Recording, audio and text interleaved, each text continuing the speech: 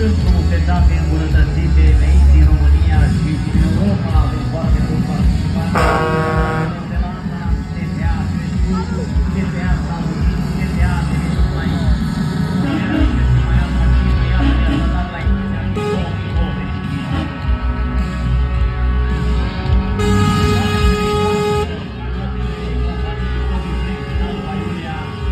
Organizator principal al acestui festival, care iată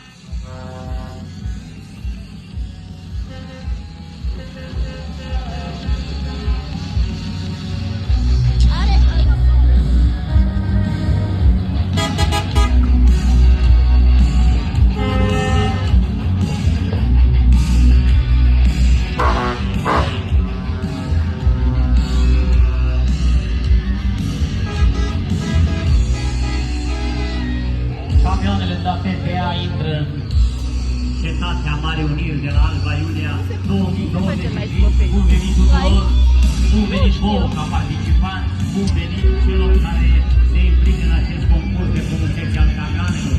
Doamnelor și domnilor, la Alba Iulia, în aceste 3 zile de august, de vară, călduroase, frumoase, avem cele mai frumoase camioane din România și cei mai pasionați șoferi. Va fi cea mai mare sărbătoare și de la anul an am crescut și suntem cei mai buni în acest domeniu. Bun venit la Alba Iulia!